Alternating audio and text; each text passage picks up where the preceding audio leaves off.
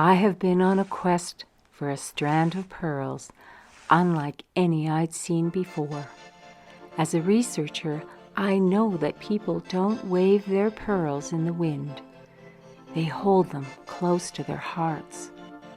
Hello, I'm Catherine Whalen Costin, a curious explorer, a researcher and writer, producer and host of Let's Get Real Chattin' with Catherine, Clarity Whisperer podcast, and the author of Father Walter Krusky's life journey. Today I present to you a deep conversation where my guest so generously shares with us to expand our horizons, to get to know other people's journeys. If you listen well, you can hear a heart speak. As part of the documentary series Beyond the Front Door, I went in search for the wisdom beyond the celebrity hype, beyond the shiny veneers, to the places real people live, the hurdles they jump, the barriers they meet, in my quest to unearth those pearls. Do we need each other? Do we learn from each other? What is the purpose of life on planet Earth? And what does it mean to be human? To be a woman? What challenges do we face? And can we build better relationships and systems to create an exquisite world for all? Watch for the full documentary, read the bios on the website catherinewhalencostin.com, and subscribe to the YouTube channel as well for regular updates and interviews from all my generous contributors. Before I could compile my research for the documentary and my string of really unique pearls, I had to explore with the people who hold those pearls. Let us begin right now.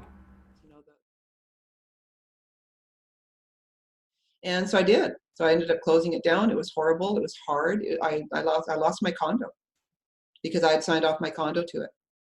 So you see, those are all the things that are not part of this, the things that people do see. This is a really good point, because this is kind of part of the reason why I'm doing this series with women who are a success today, is because I wanted to let people know, like, honestly, really part of the training and marketing and selling your product or whatever is to put forward this image of, everything's great, sunshine and rainbows coming out your rear end and all that stuff. And because that's what we want to hear. I don't want to hear about the business person who's having troubles. I want to hear about the, this is all great, up, up, up, up, up, up.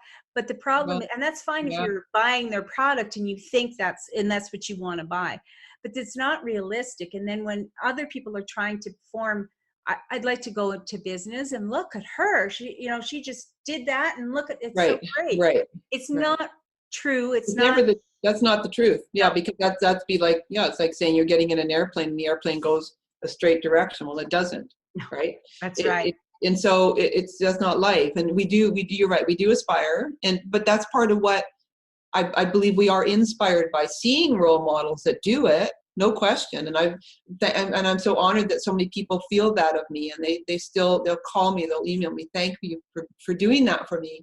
And I realized, well, it was only because I was doing my best to heal myself, and I needed to share that. And I want to share that love.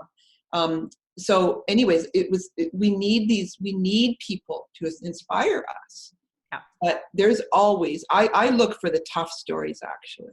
I want to hear how you got over that. That's why I was always diving deep into psychological part of it, because I could see that, all of us can shed weight. All of us can, we just don't. Why aren't we? Because it's our fear base. It's our, rather it's our brain. It's nothing else stopping us from shedding weight, if that's what our goal is. Or and becoming fit, or, doing a contest, or whatever it was at the time. Well, but you raise a good point, and that's like, when we have things happen to us as children, And we have a certain part of the population that will tell you, just get over it. Bad stuff happens to everybody. Like, just get over it and move on. And the problem with that is we don't get over it. It Nope. is part of our subconscious. And as you say, it plays out in our adult life. So instead of telling people to get over it, we'd be far better off to say, face it, embrace it, Embrace heal it. it. Heal it. Absolutely. Like, No, never, no way to get over stuff. And we don't ever. And it's not, in fact, we should be using it to step on top of it to go further. That's it. And it works that way.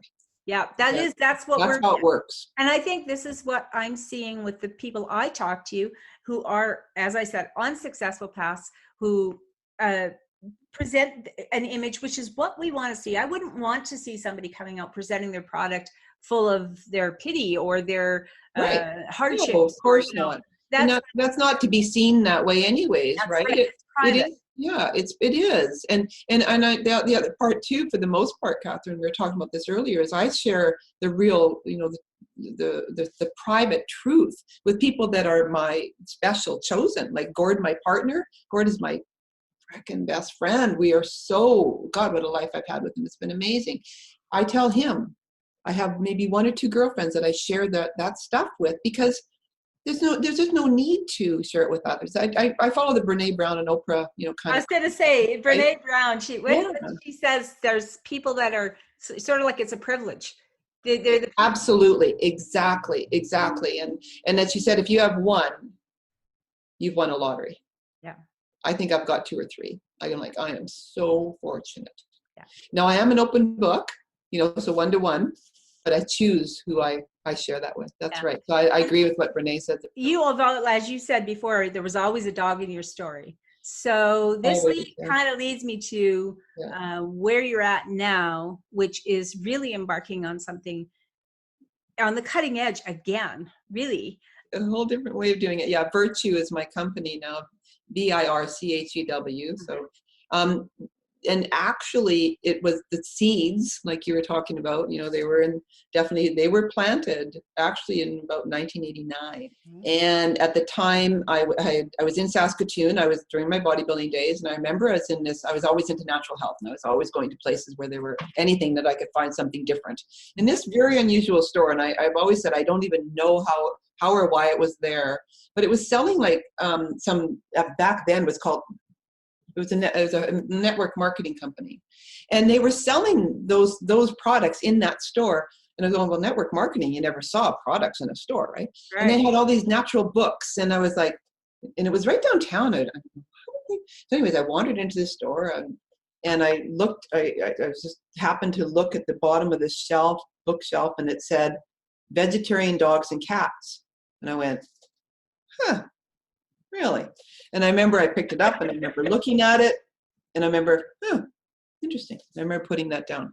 So at the time I was just entering into, bodybuilding was that year. I think I just finished a contest. I make a choice to look at vegetarian for myself. I read the book that John Robbins wrote, Diet for a New America. He was a forward, thinker, of course, back then.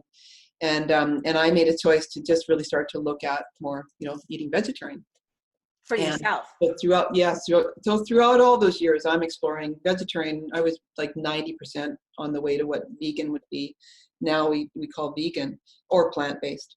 And so I during that time, in about 2001, I've got my studio. I've opened the studio in Calgary, and I get my dog. And how that came about was I've always wanted a border collie. I have her on my treasure map, vision maps, right? Okay. I've got my border collie up there because I go to all of the, which I can't go to now, but the Calgary Stampede, and I'd go to the stock dog trials, and I'd see the border collies chasing the sheep, and they were like, oh my God. I got to get a border collie. They're so beautiful and they're so smart, and I want one of those. And so anyways, it's now fast forward to 2001, and I'm doing a course, opening one of my 12-week programs in my studio, and the women are sitting in a circle, and about 30 of them sitting in a circle, and I'm in the front. And it was the night after September 11th, 2001. Mm-hmm. And the room was quite somber. We were all, that thing, I know we all remember the days and minutes around that experience.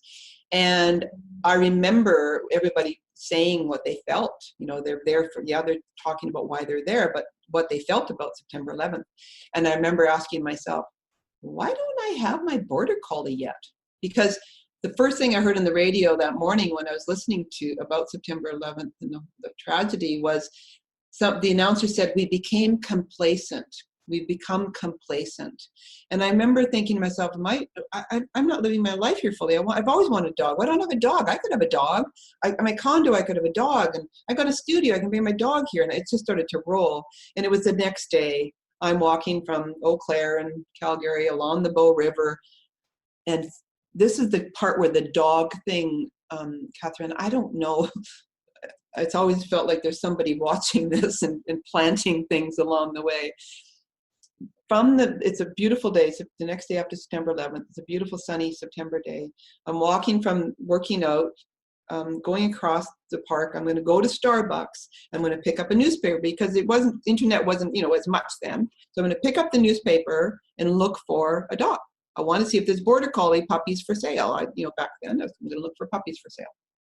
Well, on the way, not kidding, all the way walking from downtown to Kensington Starbucks are 3 border collies in 3 different groups of people.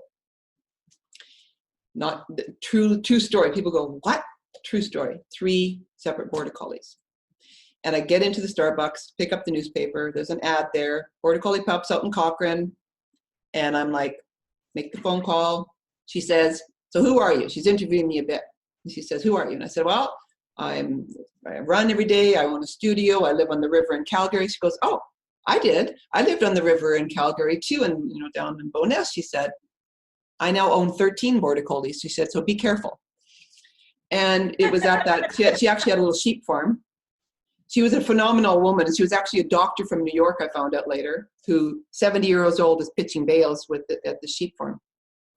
Anyways, I got Shanti that day. Shanti, I love the terms, Sanskrit terms. So Om Shanti was one of my mantras. And so anyways, I knew I was going to call her Shanti, and I picked up Shanti a couple weeks after that. So that's what started the part of having, seeing that dogs could eat. So I made a choice to ask a veterinarian friend in Calgary at the time, can dogs be vegetarian? She said, of course they can. We sell vegetarian formulas because dogs have food sensitivity. So I remember all that back then. And I made a choice to make Shanti. I made her food, and she was a phenomenal dog for 13 years. She did really well. So did you make the food yourself, or? I did. I'm a cook. I gotta cook. It's at Ukraine and Barnaby.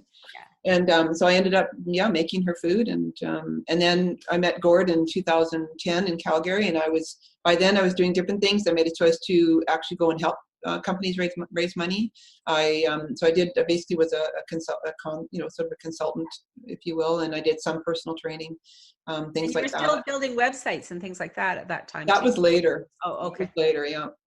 And so Gordon and I met via his business, and it was an investor night. So I went to that. I'd heard about it from my brother. So again, a long story, but I get there, and him and I, we meet, and we end up having this phenomenal connection.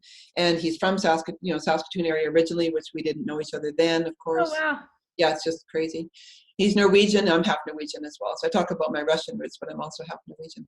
And so there was a strong connection right away. And we ended up being together. I said, just so you know, I don't want to stay in Calgary because I hate snow. I got to the point. I don't use the word hate very often, but it's the thing that when you're doing the 30, the minus 35, chipping at the windshield, I just went, no, I'm done. And so I said, just so you know, I want to move to Vancouver. And he's like, I hear you. I'm with you. And so anyways, we made that choice. And I'm at Whole Foods. I'm walking down an aisle in West Van here at Whole Foods. And I went, vegetarian foods still aren't on these shelves. And that's what started then, because I've got my dog. There's market opportunity for sure. And we started the process, and that was 10 years ago. It's taken a while, because a lot has happened when you have a big dream. That's when the real big challenges come. So it was a process of teaching. Gord had raised capital, he understood it, but we had a lot to go through in order to build the plan and get to where we are right now, to the point where we've raised enough capital to start our commercial production. And then from there, we're working with a beautiful group of veterinarians. So So where is it going to be? Where is it being produced now, or it's still in the? No, it's going to be produced here. We've been doing some feeding trials behind the scenes. There was a lot to do that we made a choice to. You don't have to do that, but we made a choice to do that. And then we wanted to have a lot of veterinarians involved because veterinarians are our distribution system. We are going to be doing that and direct. So we're not a retail product. We wanted to look at all of the things that could, take out the blocks, like anything from right from margins to, if we can sell you to you direct, then we can keep more margins in order to do other things. It'll take a while to get there yet, but once we're able to, then we can then introduce nutrition programs, which my programming now will come into effect.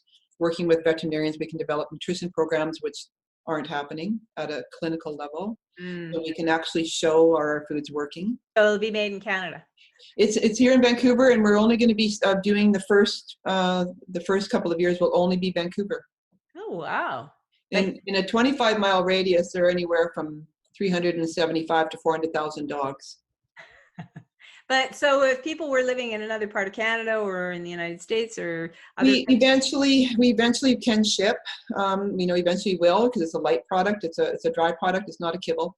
But most likely it'll be for a while yet. It's going to be in Vancouver. We want to really demonstrate solid and that it works. That it works. And we can really get strong. And we know it'll work, but work with the veterinarians, get some clinical data and some case studies, and start to really work away at and showing that foods like this can actually be very powerful for dogs. So, I mean, it just seems kind of like a long way from Saskatoon, Saskatchewan, little girl, in the rural area. And how would you, know you were picking up blocks along your way to get to this point. And then, of course, beyond this is who knows what.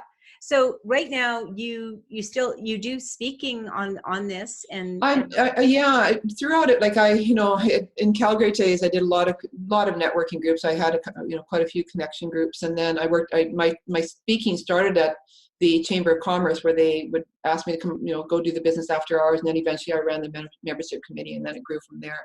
And then when I went into personal training and doing some network marketing, I was always asked to speak because I was combining, a lot of the things together.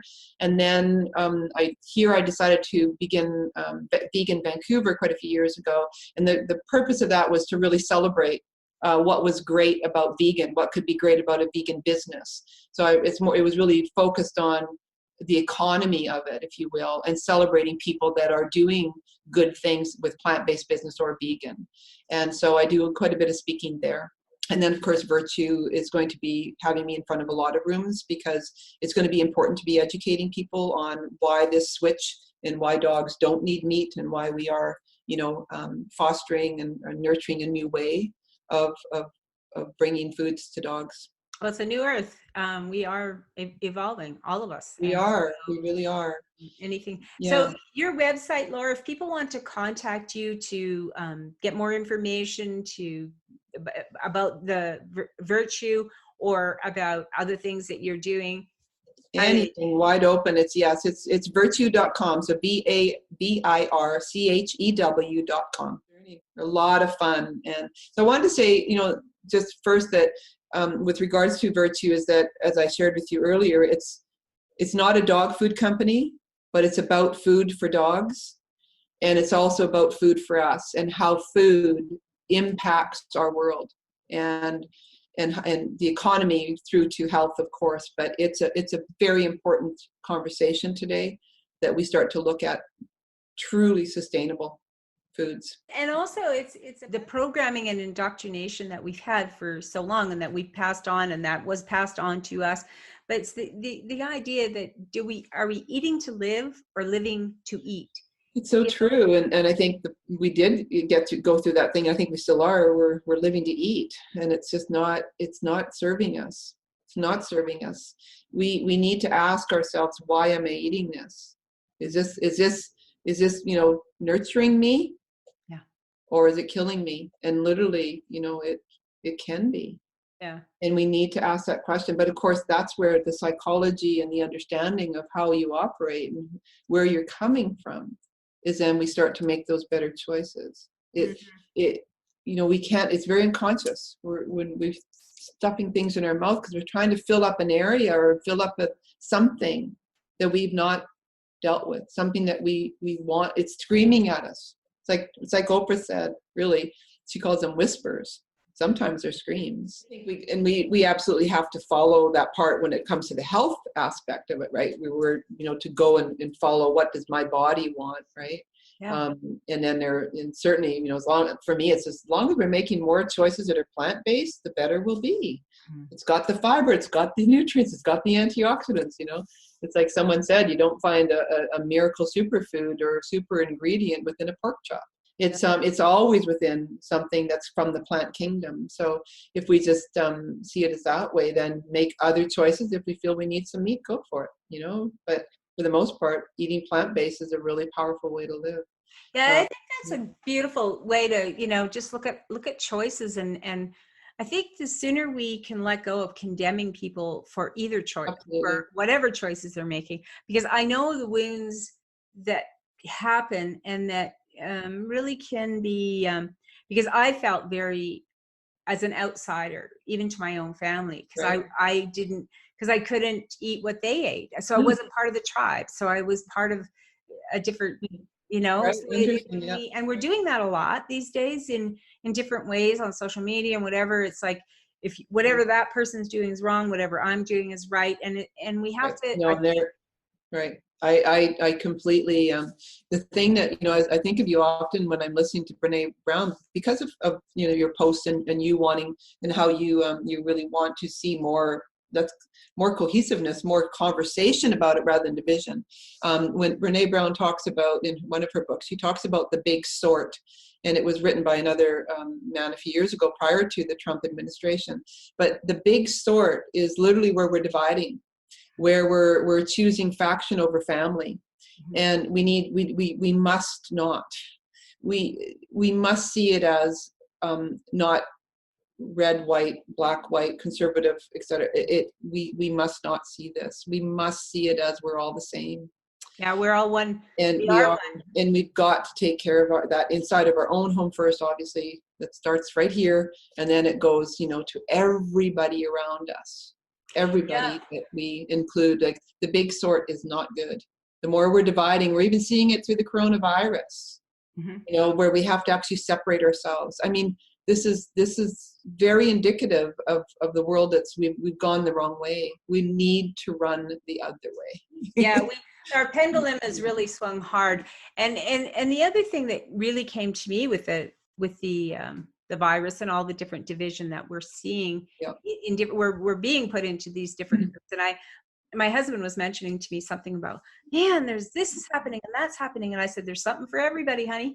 And he kind of was, I said, look, fear is the thing that keeps us in our animalistic nature, in our survival mode, in our constant, we can't make good decisions in fear. Right. So if you're not afraid, he said, I'm not afraid about that virus. I said, I know, you're afraid of the stock market.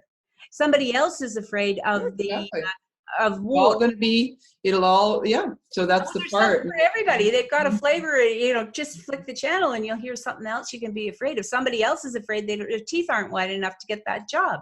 Sure. We're being programmed into this whole, or there's not enough. And part of that not enough is finding new sustainable ways to thrive. Absolutely. And not just be, our world depends on it. Yeah, and it depends on the women, not just women, because I really feel that after but we need more women in women who are embracing their feminine. I find that the thing that has been a turnoff for me, because of course I was involved in politics a number of years ago, ran in a couple of elections and so forth. But what bothered me about the whole way it's being put forward is we're changing a little bit, but a lot of times women are being more masculine than men in order to be involved in politics. It's like we're doing the same kind of peeing contest the men are doing, and we can't don't work. That's not how it's against our whole makeup. We have to have that balance of masculine and feminine in us, but we have to bring forward the feminine way of the nonviolent communication. No, although Gandhi was very much that way too, but he was embracing his feminine as far as I can see. Right. And that's where we need to, I think, in my opinion, I you need more of that. agree. Yeah. And it's not about one or the other, like you said. It's not that. It's persons, and it's just. But we need more representation of female persons, and all diversity, of course. Yeah. And so it's just like I love the something I saw last evening. It's to ask the question, who's not in the room? So wherever we are, who's not in this room that should be? And that's exactly how we're looking at Virchew, who's not in this room that should be. And so that we can learn more and be able to bring this out into a way that is representing everybody. Right? What a great way to look at your product and your whole marketing. And this is what I've been working on that for so long. I'm really, can't wait. Oh, I'm so glad you shared. So, oh my goodness, I so appreciate this, Laura. I think everyone's going to really be inspired by your journey. Oh, that's awesome. Well, I welcome, like I said, anybody. Send me an email and or text me, or if you want to call, my phone's right on the website there as well. And so I'd love to connect with anybody that has questions, especially about being a woman in business and raising capital. It has become one of my passions. Yeah, that's a big one. Over 3/4 of the money that we have raised has been from women. Yeah. And I am thrilled to be, and the story is not even out there. Like, I'm watching what's going on in the Vancouver landscape here, and I'm looking forward to sharing our story, that we have mostly women here that have supported this, and it's very exciting. That's fantastic. Oh my gosh. This has been just fantastic. I'm really looking forward to sharing this with people and letting people know. I will have all the links on the website. And for everyone who's been watching, I just want to encourage you to like this video, subscribe it, share it, check out the website, of course, and where the podcasts are and all the other blogs and everything for Let's Get Real, chatting with Catherine and my own Clarity Whisperer as well. So until next time, Thank you so much, Catherine.